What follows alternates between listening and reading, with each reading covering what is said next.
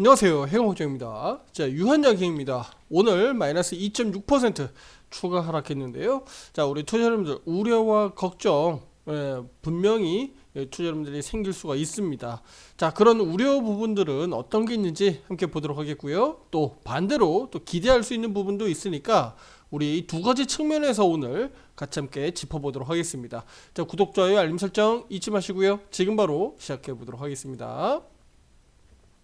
자, 우리 유한양행, 자, 오늘 마이너스 2.6%가량 약세를 보이면서 단기 추세적으로 이렇게 하락 전환했는데요. 어떻게 보면 뭐 작은 박스권 11만원대, 그 다음에 12만원대 부분들은 미리 말씀을 좀 드렸었으니까 이 부분들은 다들 알고 계실 거라고 생각이 됩니다. 자, 그러면 우리가 먼저 걱정해야 될 부담적인 요인은 어떤 게 있는지 먼저 한번 보도록 할게요.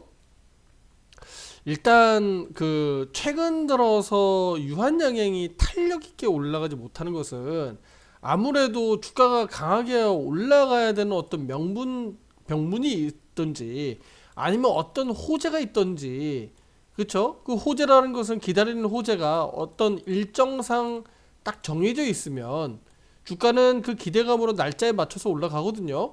예를 들면 뭐 FDA 허가를, 예를 들어서 뭐 2월 달에 기대하고 있다 라고 하면 이제 곧 1월이니까 2월 달 앞두고 주가 올라갈 수 있겠구나 라고 기대를 갖는 것과 마찬가지입니다. 하지만 일정상 딱 부러지게 언제쯤 어떤 호재가 나올 것이다 라고 하는 것들이 유한양의 입장에서는 지금 당장은 없어요.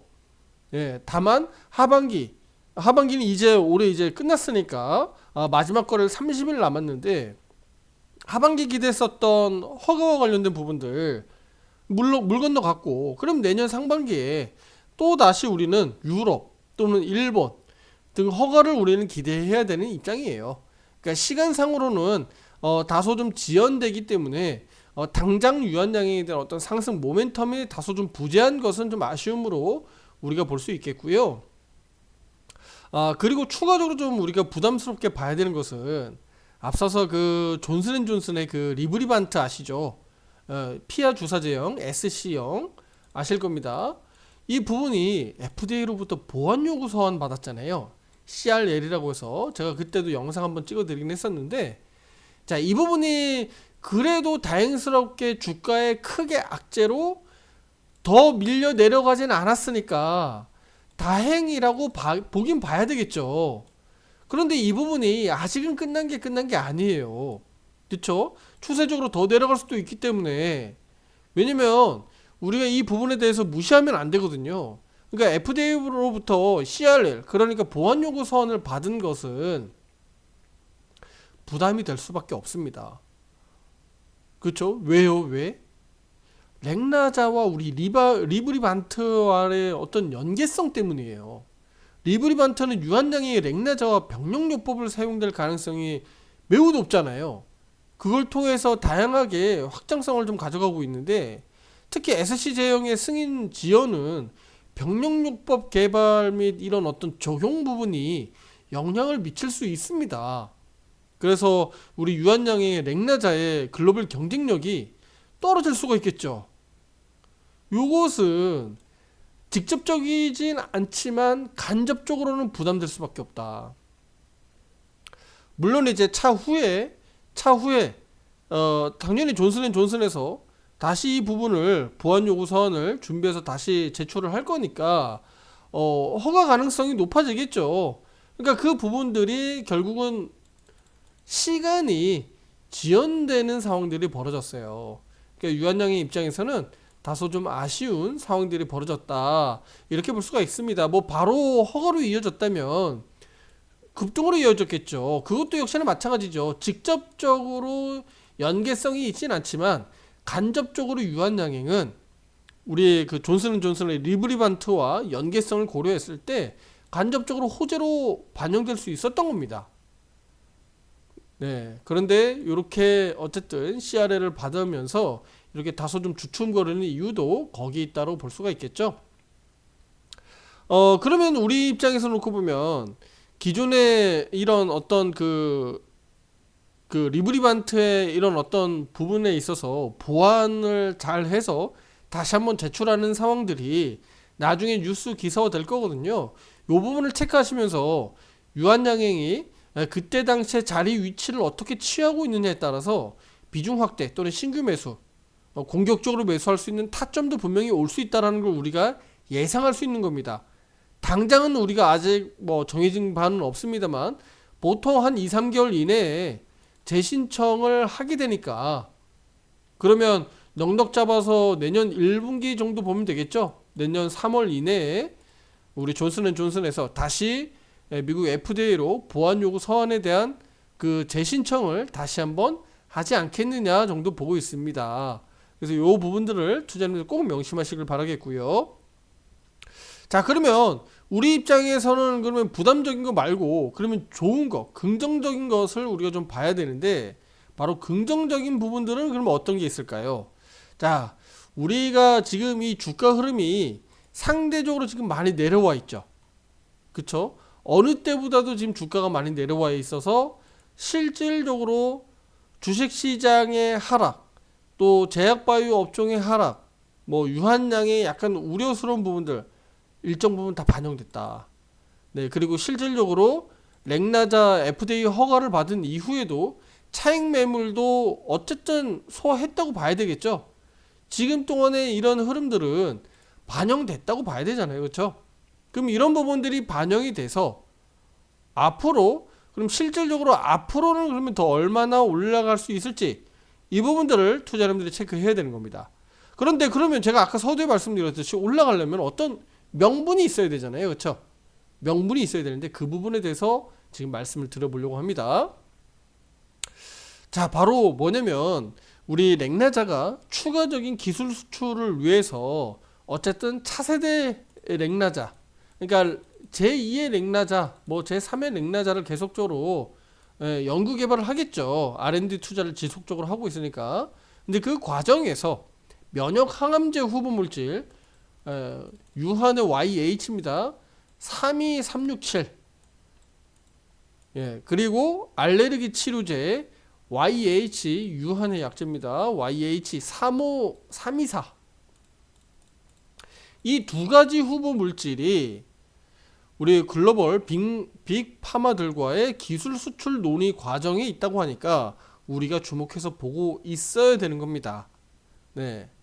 지금 렉나자로 그냥 우리가 렉나자 FDA 허가 받았으니까 이제 본격적으로 북미 시장 뭐 또는 유럽 허가 또는 뭐 아시아 시장들 허가를 받으면서 와 이제 대박이다, 그냥 이게 아니라 꾸준하게 중장기적으로 계속적으로 R&D 투자를 통해서 만들어내야 되잖아요. 그렇죠? 이런 부분에 있어서 지속적으로 하고 있다는 측면에서는 유한양행에서 굉장히 우리 입장에서는 긍정적으로 바라봐야 된다는 겁니다. 그냥 렉나자 하나로 그냥 끝난다는 게 아니라는 거죠. 그러면 지금의 이 주가 흐름은 사실은 렉나자 허가된 이후에 일정 부분 차익 매물과 이런 것들을 소화한다고 봐야 되지, 이걸 가지고 유한양이 이제 렉나자 그냥 끝난 거 아니야? 이렇게 보기는 어렵다. 본격적으로 2025년도는요 렉나자에 대한 어떤 매출과 이익 부분들도 실적으로 성과가 나타날 거기 때문에 본격적으로 다시 한번 자리 잡으면 유한양행이 다시 시세가 나오면서 여기 역사적인 고점을 갱신할지 여부도 우리가 계속적으로 주목해 보셔야 된다. 특히 내년 상반기에 일부 이슈들이 좀 몰려 있으니까 이 부분도 투자자님들 꼭 참고하셔야 된다라고 말씀드리고 싶습니다. 자, 그러면 어떤 부분이냐? 바로 한국과 호주에서 유방암, 위암, 담도암 환자들에게 지금 임상 일상을 진행하고 있는 YH 32367. 네, 제가 조금 전에 말씀드렸던 바로 면역 항암제 후보 물질 YH 32367. 예, 이 부분에 있어서 지금 한국과 호주에서 임상 일상 진행하고 있다는 측면, 임상 일상이니까 투자는 뭐 이 부분에 대해서는 뭐 걱정할 필요가 없겠죠. 시간은 좀 걸리겠지만 진취적으로 열심히 잘해 나가면 충분히 임상 이상으로 갈 수 있기 때문에 지금은 임상 일상이기 때문에 비교 대조군 자체가 좀 작을 거 아니겠습니까? 그러니까 너무 걱정하고 우려할 필요는 없다. 다만 시간이 좀 걸리겠구나. 아직 임상 일상이니까. 그 다음에 알레르기 치료제 관련돼서도 우리가 기대를 좀 해야 되는데, 요것도 이제 임상 일상과 만성 두드러기 치료를 위한 요 부분에 있어서 계속적으로 연구 개발 진행 중에 있습니다. 네, 그래서 지금 이 흐름이 임상 1상, 2상 뭐 이렇게 진행하는 과정에서 빅파마들과의 기술 수출 가능성이 그만큼 높아지는 것이니까 우리 입장에서는 기대를 하지 않을 수 없다. 그러면 지금의 이 유한양행 이제 기술적 분석 갈게요. 지금의 이 약세 흐름들이 혹시라도 우리 걱정 우려들이 현실이 되고 또 주가 지수가 더 많이 빠져서 유한량이 혹시 더 아래로 내려가는 거 아니야? 걱정될 수는 있죠. 하지만 제가 보는 입장에서는 내려간다고 하더라도 크게 충격적으로 와닿진 않을 거다. 자, 월간 차트입니다. 자, 월간 차트에서 보면 상당히 많이 오래 올랐기 때문에 일정 부분 차익 실현 정도의 매물 소화 과정 이렇게 좀 보고 있고요. 연간 차트 보면 제가 유한양에서 여러 번 말씀드렸죠. 네, 고가가 142%나 올랐어요. 올해 1년만 놓고 봤을 때. 그래서 여기에서는 우리가 부담스럽게 봐야 된다. 고점에서 물리면 안 된다라는 얘기들을 계속적으로 말씀드렸던 거잖아요. 예, 지금 그렇게 이렇게 내려와 보니까 와, 여기가 진짜 고점이었네라는 것을 이제 알 수 있지만 그 당시에 이 부분들을 계속적으로 제가 추적 관찰하면서 투자자분들이 말씀드렸던 겁니다. 네, 탄력이 떨어진다. 그쵸? 탄력이 강했다가 탄력이 떨어진다. 그러면 이 추세가 꺾여 내려가기 시작하면 투자자분들 대응하셔야 된다. 네. 그리고 다시 한번 비중을 모을 수 있는 자리까지 왔으니까 이 구간에서 투자자분들이 비중을 모아가는 겁니다. 자, 그러면 연간으로 놓고 봤을 때 이제 주목해야 되는 것은 월간, 연간 이렇게 같이 보셔야 됩니다. 이제 해가 이제 넘어가기 때문에. 그럼 월 차트로 놓고 봤을 때 시가 가격은요 116,500원이에요. 큰 차이가 없습니다. 그래서 116,500원은 사실 요거 조금만 넘어가면 되니까, 그쵸? 대략 한 3-4%만 넘어가면 되거든요. 그러면 따지고 보면 마지막 거래일인 우리 다음 주 월요일 30날 한 3-4%만 올라주면 월간 차트에서 이거 양봉 전환하는 거예요. 그쵸? 계속 음봉음봉 떨어지다가 요거 양봉 전환하면 어떻습니까? 우리 1월달 상승 기대해 볼 수 있잖아요. 우리가 12월달 기대했었던 13만원까지는 일단은 벗어났으니까 13만원까지는 이제는 기대하기 어렵잖아요. 그러면 1월달로 갔을 때 요게 이제 요렇게 5,2평이 이제 꺾이기 시작할 거거든요. 그러면 우리 유한양의 입장에서는 여기 10년 여기 죄송해요. 10개월 선입니다. 10선 가격 이평선 10선. 네, 요게 이제 요렇게 올라올 거거든요. 그러면 월간 차트에서 5,2평과 12평 요렇게 가두리로 갇히게 되죠. 주가가 갇히게 되는 겁니다. 그러면 아래로는 다소 좀 보수적으로 내려갈 가능성이 높고 위로는 조금 열리는 형국이 나오죠. 그래서 아래로는 역시나 11만원대가 잘 유지될 것으로 좀 기대가 되고 있고요. 여기 아래로 좀 터진다고 하더라도 요 정도 수준에서는 버틸 것으로 기대가 되고 있고요. 위로는 여전히 13만원 정도까지는 충분히 상승 여력이 단기적으로 열려있다. 이렇게 볼 수가 있습니다. 물론 이제 다음 달로 가면서 호재들 소식들이 이제 어떻게 나오느냐에 따라서 주가 변동성은 워낙 커질 수 있으니까 그 부분은 우리가 계속적으로 추적하면서 보면서 실시간으로 대응을 해야 되는 거니까 그 점은 우리 투자자님들이 심리적으로 깨지지 않으면서 실시간으로 잘 보고 내가 비중 조절을 잘 해나가면서 대응하는 게 중요하겠죠. 절대, 그리고 제가 말씀드리지만 유한양이 아무리 좋다고 하더라도 절대 몰빵하지 마세요. 예. 그러면 유한양이 이렇게 못 갈 때 다른 종목 올라가는 종목을 매수해서 수익 실현할 수 있는 기회들을 다 놓쳐버리는 겁니다. 네, 그리고 어떤 종목이든 아무리 좋은 종목도 아래로 내려가게 되면 그 기간 동안에 투자자분들이 굉장히 속 썩이고 또 애태우고 마음 아프거든요. 그 시간 동안에 못 견뎌서 결국 손절매하는 경우들도 발생돼요. 결국 손절매하고 올라오는 상황들도 벌어지거든요. 그러니까 그런 일들이 벌어지지 않으려면 내가 그러니까 유한양행이 다시 뭐 13만 원이고 14만 원이고 16만 원이고 다시 올라오기를 기다리려면 기다리는 동안에 기다리는데 이 기간 동안에 그냥 가만히 먼 산 바라보고 기다릴 수 있나요? 다른 쪽에서 수익을 좀 내면서 시간을 벌이를 하는 거죠. 그렇게 해야 되는 겁니다. 주식이라는 게 그래서 어려운 거예요. 네. 전략적으로 다양한 전략들을 사용해야 되기 때문에 그냥 내가 예를 들어서 뭐 삼성전자가 좋다고 해서 삼성전자만 뭐 계속 매수한다고 답이 나오는 것도 아니고 뭐 유한양행이 좋다고 해서 유한양행만 계속 매수한다고 답이 나오는 게 아니에요. 그래서 전략적으로 잘 대응하셔라. 네. 그동안에도 투자님들이 영상을 통해서 많이들 보셨겠지만 앞으로도 역시나 마찬가지입니다. 더 중요합니다. 그래서 혼자 대응하지 마시고 함께 대응하시면서 좋은 결과들 또 특히 순환매 대응 잘 하시라고 말씀을 드리는 거고요. 오늘같이도 또 어려운 상황에서도 우리가 또 이렇게 한국조선해양 또 절반 매도 차익 실현하면서 최근 들어서 올라갈 때 이렇게 또 수익을 또 야무지게 만들어내고 있습니다. 어려운 상황에서도 이렇게 매매해야 되는 거. 모든 종목이 다 수익 날 수 없기 때문에 그 중간중간에 우리가 수익을 내는 과정들이 필요하다.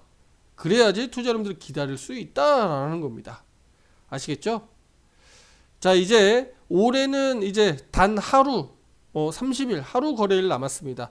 자, 이 거래일도 중요하지만 결국은 내년으로 갔을 때 우리 정치적인 불확실성을 가지고 있는 이 정치적인 상황들이 빠르게 좀 해결 국면으로 가길 바라고 있고요. 이런 상황들에서 우리 국내 코스피 코스닥 지수가 강하게 오를 수 있는 상황들을 우리는 기다리고 있는데 그 부분들이 실제 현실이 된다 그러면 우리 유한양행도 일정 부분 강하게 올라올 수 있으니까 물론 이제 13만원 이상 뭐 14만원 15만원 가는 것은 그냥 가지는 못할 겁니다. 왜냐면 추세적으로 다시 뚫고 여기 전고점 영역으로 역사적인 고점 영역으로 올라가는 것이기 때문에 이 부분은 반드시 호재가 좀 필요하지 않을까. 그럼 그 사이에 기술적으로 오르락내리락 할 때 투자 여러분들이 비중 조절을 잘 해 나가시면서 평단가 조절도 만약에 여기 위에 높은 가격에 물려 계시다면 평단가 조절도 잘 해 나가시면서 화살표 매매 신호 타점대로 기준대로 매매해 보시면 어떨까라고 의견 드리도록 하겠습니다. 자, 다음 영상에서 더 좋은 내용으로 찾아뵙도록 하겠습니다. 감사합니다.